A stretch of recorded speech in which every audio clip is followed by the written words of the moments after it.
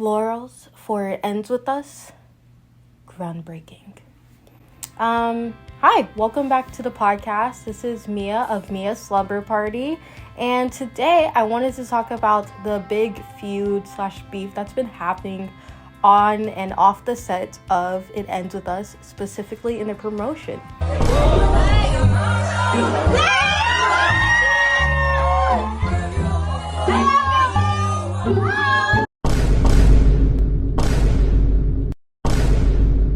It Ends With Us, as I'm sure you already know it or have heard of, is a movie based off of a book that talks about DV.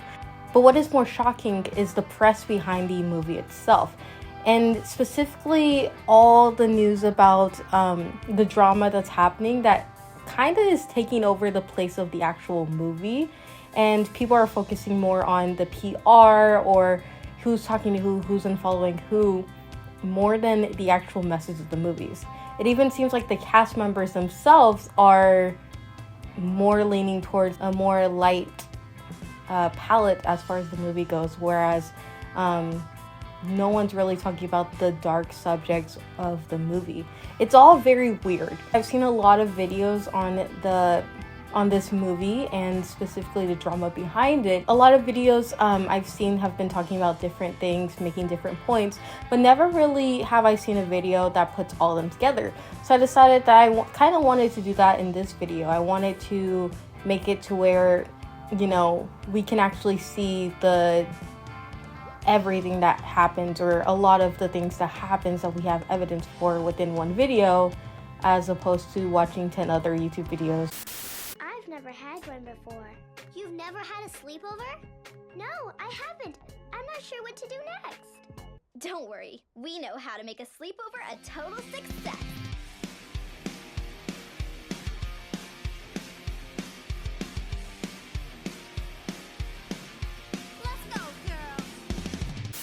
Let's start off with the beginning. Justin Baldoni, who is from Jane the Virgin, which is kind of where I knew him from. Also the Mahi Mahi guy from House Bunny, if anybody remembers that. Instead of the Mahi Mahi, may I just get the one Mahi? Because I'm not that hungry. I'll ask. He picks up a book called It Ends With Us and reads it and decides that he really wants to make a movie about it. A little bit about him is he has his own podcast that he shares with some of his co-hosts. This will come back later. After hearing about this, I would assume that this is a passion project for him.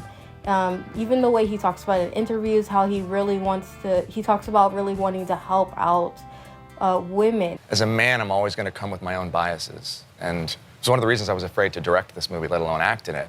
And I wanted to make sure this film always had a female gaze, and I was never putting myself into it. But one of the things that I think is very easy to say, especially for us men, is when we maybe talk to somebody who's in this situation, or we read a book, or we hear a news story, the question that's always asked is, why did she stay? And that's the wrong question. Yeah. What we need to be asking ourselves is, why do men harm? Yes. And that was the big thing for me. And what I've learned more and more and more of is, like, you know, these women who experience this every single day, there's real love there. You know, there's charm, there's charisma, there's passion, there's this belief that they can be better. And it's not so simple.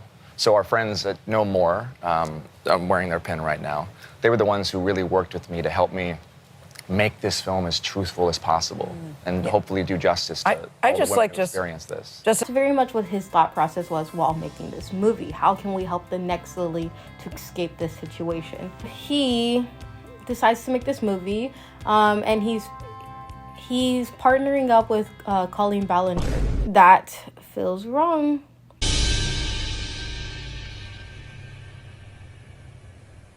Wait a damn minute. Colleen Hoover, who is the writer of this book. Together they've been holding hand in hand, trying to, you know, get this book turned into a movie adaptation.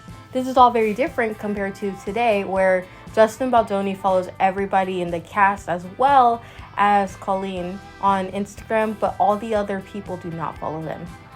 There's sort of like this big rift, and it's very much believed that Blake Lively and Justin Baldoni had a hard time working together on set. Gossip and rumors being spread that Justin Baldoni was a abusive director, or he was very unlikable. There's no evidence back to this, but it's very much believed it. I believe that Blake Lively has said that he's very hard and difficult to work with. There's two specific situations that she also cited. One in which she said that he lingered too long on a kiss for her that made her feel uncomfortable. I am not the type of person to put down women. I am a girl's girl, but also I feel like we should uplift people where we should, and we should help people where they fall down either way, no matter who they are.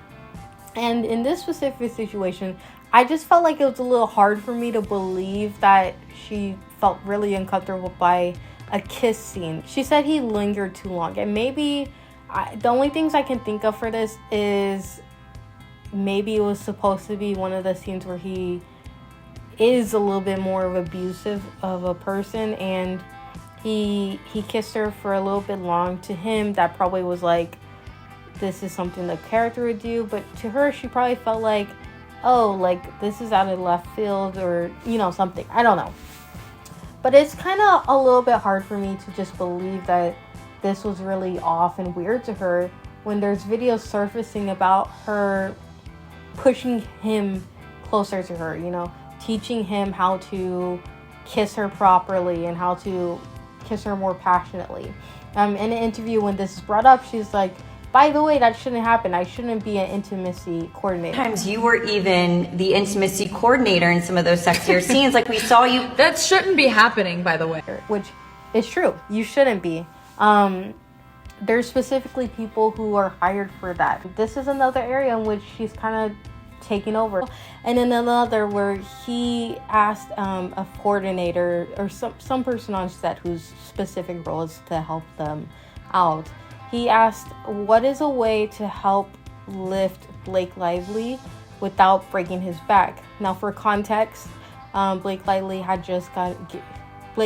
had given birth to her child a year prior. And so, of course, baby weight can be a very big insecurity and very hard for women to lose after pregnancy. So she felt, disrespected in that way. Also, Justin Baldoni has been known to have very bad back problems in which you can see it from both ways, of her feeling insecure about her baby weight, or from him trying to go after protecting his back because of his health problems. I gotta say, the way he went about it, I don't think he meant it in a bad way. I just think he was trying to be a little bit more respectful in that way, but obviously I don't know and I can't tell. For me, I can't definitively say whose side am I on. Like, usually in these celebrity beefs, they're pretty low, and I can say, oh, I think this person's wrong, or I think this person's wrong based off of the evidence we see. But in this case, there's a lot of things that I don't know how to like, I can't definitively say pick one person's side. Or even if I was just going off of the fact that people think he's a abusive director behind the scenes. It's kind of shocking because of the way he's talked so highly about resources and helping people to, not be in a toxic environment within their relationships, but then to create that on set is a step back for me. So you can see how the cast does not really interact with each other. Like I said, everybody's taking Blake's side, and so she could be seen grabbing different people, taking pictures, talking to everybody in the cast, except for Baldoni, who is left with his own little friend group and his wife. In interviews, you will never see anybody with Baldoni, and Baldoni himself isn't even in many interviews for this movie either. When asked about his role as director and lead, Jenny Slate, basically, she didn't even give a real comment. She kind of went around the question. Talk to me, what was that like, having him be director but also scene partner? I mean, what an intense job! Like to have to do so many things. I just found myself being like, wow, I really just want to have one job at once. Like and in fact, I've often felt that way. Like I really like writing and I like it so much, and it's special to be able to be a writer, but like, yeah. And it did feel a little bit shady towards him. But again, these are just things hit or miss. One thing I will say is Justin Baldoni has also been doing a great part in not speaking ill about Blake Lively. She kind of does diss him a lot.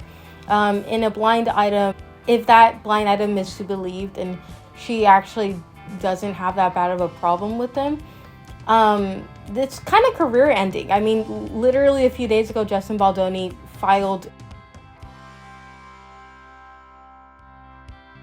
for crisis assistance, the same person who managed after Johnny Depp during his Amber Heard trial. He's very close to getting blacklisted because of this project, which is so kind of ironic because there's not a lot of evidence for or against him. However, he is sort of like, you know, taking the back seat as a director, as a lead actor, and he's kind of getting trashed right now.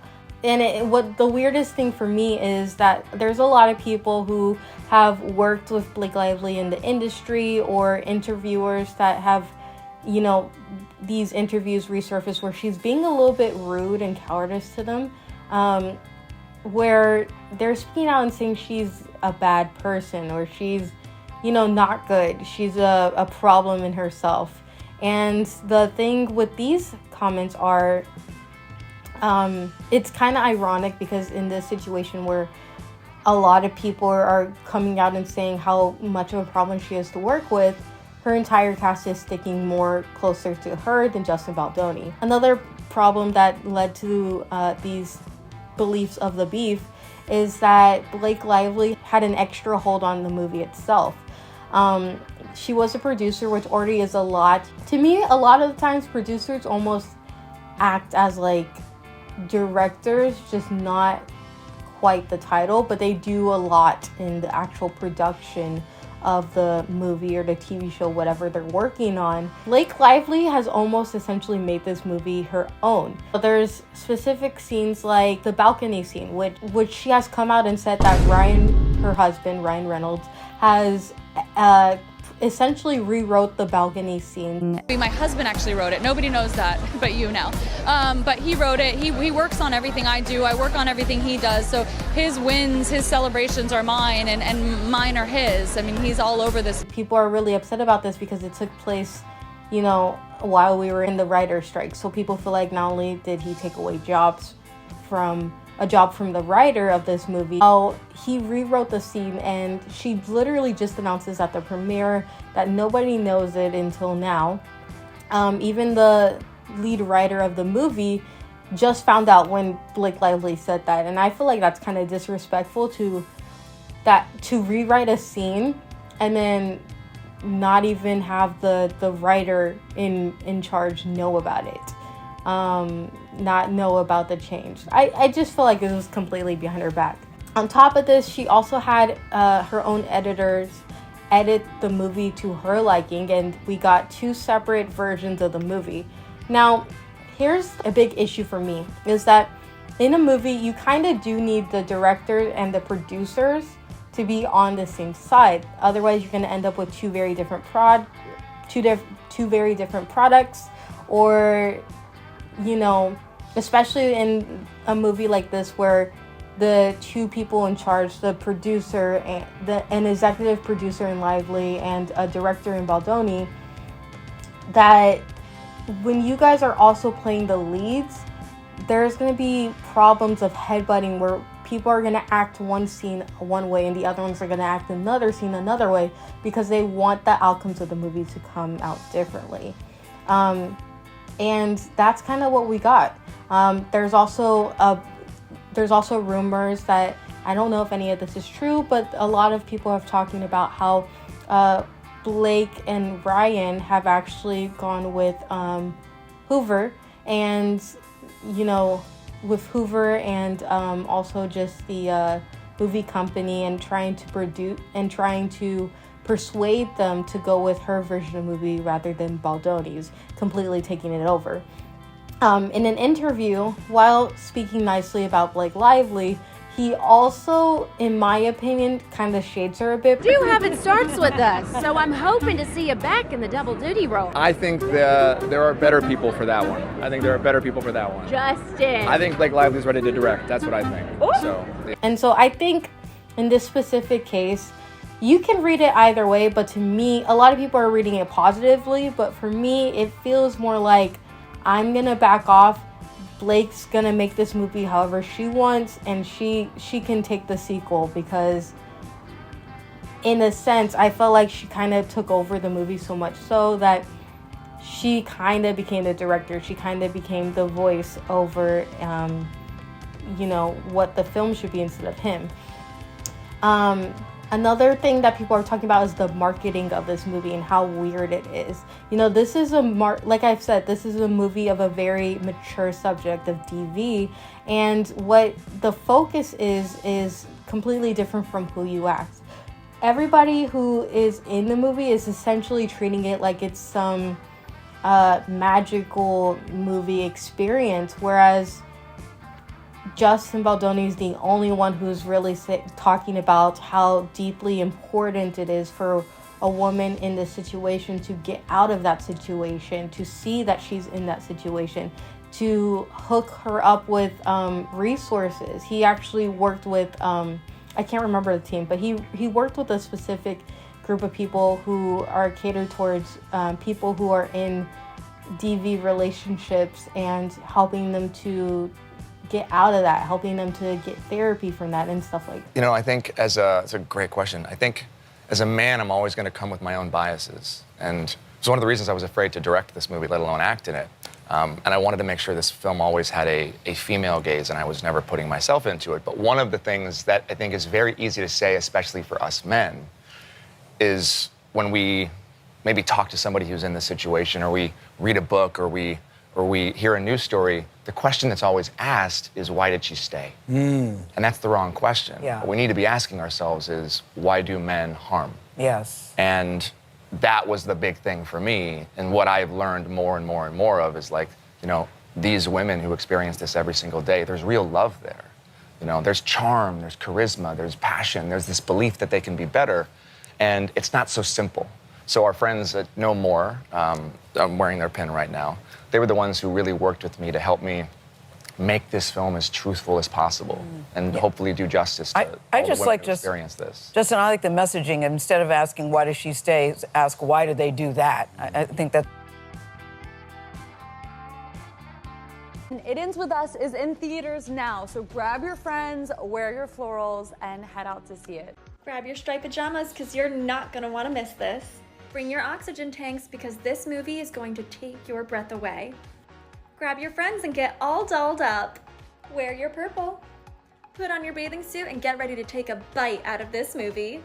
Quit horsing around and put on your riding boots and boogie on down to the theater. Gear up in camo, because this movie is going to blow you away. But then you have Blake Lively on the opposite side, who's more talking about her clothing, and her marketing's literally like, hey, come watch it, wear your florals, come see hot guys. So like I said earlier, talking about how Blake and Baldoni have these two different ideas of what this movie is and how they market it, I think that's a big issue of their marketing as well. While he's focusing on getting women out of these types of situations and and helping them to heal, Blake's marketing is very different. Her PR is very different. Hers is very much set on, you are not just a DV survivor. You are not just a DV victim. You're a survivor. It's kind of like he's focused on let's get you the moment right after you're in that situation. How can we get you healed? And she's focusing on years in the future, where she's like, I can live again. I don't have to let this situation define me. Do I prefer one way to another? Absolutely. Kind of side with Baldoni in this case, but honestly, I think it's just a misstep in her PR team. I think a lot of the problem is that this isn't what people wanted to hear. Especially the way she's going about it. I mean, she had this like really uncomfortable interview years ago that's titled on YouTube, the Blake Lively interview that made me want to quit my job. They ask us about clothing, but I wonder if they would ask the men about clothing too. Do you guys love wearing those kind of clothes that you... Yeah. Yeah. And, you know, working in digital... Everyone wants to talk about the clothes, but I wonder if they would ask the men about the clothes. I would. I love Jesse's suits and how that's what I'm saying. His wardrobe was beautiful. I know. Corey's wardrobe was gorgeous. He's Those so high-waisted pants. He's so great. I wish men wore high-waisted pants like that still. Or the father with his tank top and bed. It's so good. It's just like Did you that. catch You could feel the it. tablecloth on the light in the Italian restaurant when they eat spaghetti? I didn't notice that. No. There's so much warmth of everything, you know. Yeah, it's not just the women that have the clothes. But I feel like the women get the conversation, but it's like every detail with everybody. Yeah, it's it was amazing beautiful. to look at. Sleeves, and then to see white it, suits. Yes. And then you notice in LA, like everybody's in cream colors and all the men are wearing like white and cream. And then you get to New York and it's a little bit more browns and moodier. And Susie really told such a story. Yeah, amazing. Alongside Vittorio, because it is a lot brighter and sunnier in LA. And New York has just a steep. When she's asked a question about people who want to talk to her, who are in these types of relationships and they want help, what would she say to them? For people who see this movie, who relate to the topics of this movie on a deeply personal level, they're really going to want to talk to you. This movie is going to affect people and they're going to want to tell you about their lives. So if someone understands the themes of this movie, comes across you in public, and they want to really talk to you, what's the best way for them to be able to talk to you about this? How would you recommend they go about it? Like asking for like my address or my phone number or like my location share. Or I could just location share you and then we could, I'm just curious about social security number. I'm a Virgo, so I'm like, are we talking logistics? Are we talking emotionally? It's like just completely writing it off and not taking it seriously at all. Up and down TikTok, you can also see her constantly advertising her hair care. And yeah, she's literally just doing makeovers while this movie's release is out. Maybe it's to do with making yourself feel pretty again and building yourself up. Maybe that's what her marketing is, but that's not what people really want to see right now. Also, what's been pointed out is her liquor company is also sponsoring the movie. They've sponsored the premiere even. They have a bunch of cocktails that are going hand in hand with, you know, characters of the movies.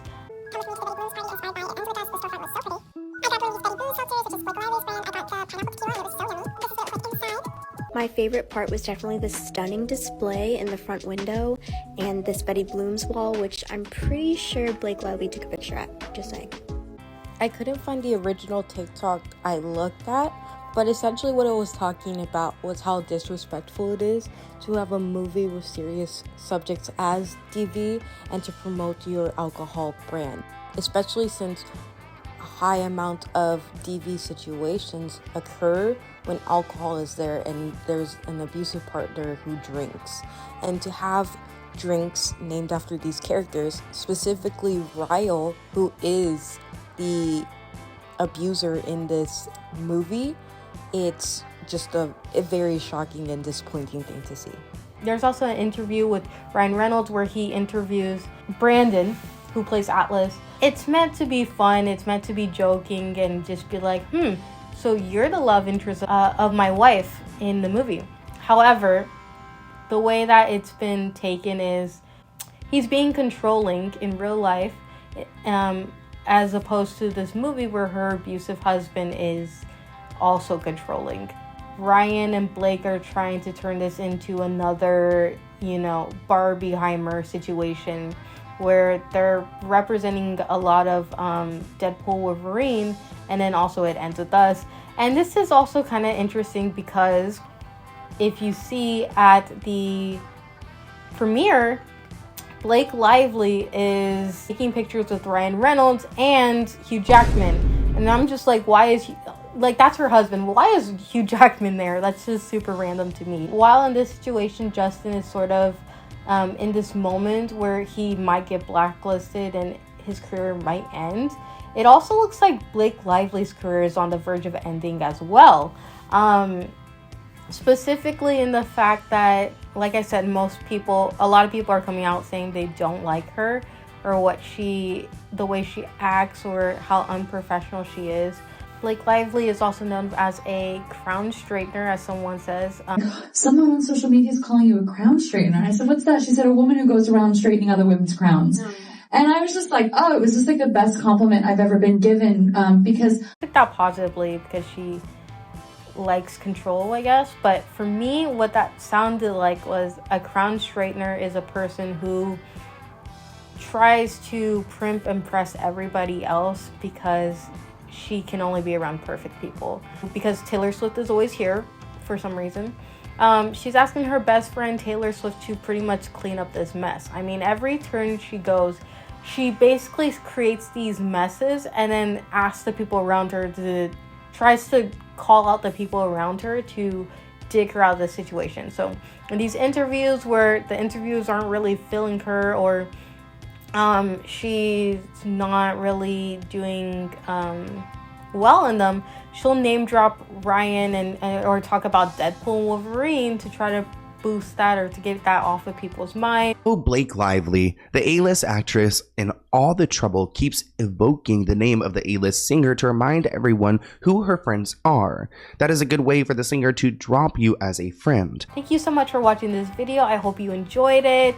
Let me know, who do you think was right, or if you have any more ideas on this beef and what might have really happened. I'm Mia of Mia's Slumber Party, and good night.